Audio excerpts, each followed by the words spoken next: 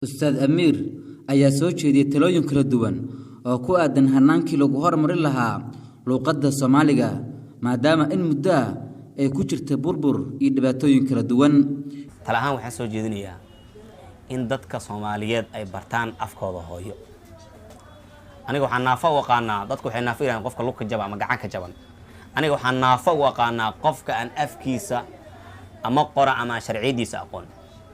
Afkiisa martika ah. Leeyahay dadka Soomaaliyeed inay bartaan afkooda hooyo waa shayga ugu muhiimsan qof tiisa daryeela to kala ku daraliyo Soomaa warta taada baro dadka Soomaaliyeed waxaan leeyahay inay bartaan afkooda hooyo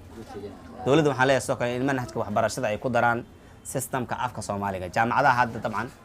jaamacadaha Soomaaliya lagama dhiga afka Soomaaliga wadankan waa wadan Soomaaliya dadka wax labanay dadka Soomaaliyeed way waxaanu qaadanaa anigu hadda English ma qaadan salahan jaamacadaha semester 1 ilaa 4 ama 5 saddex semester waa English la qaataa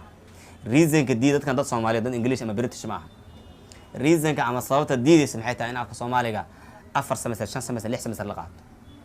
wax diiday ma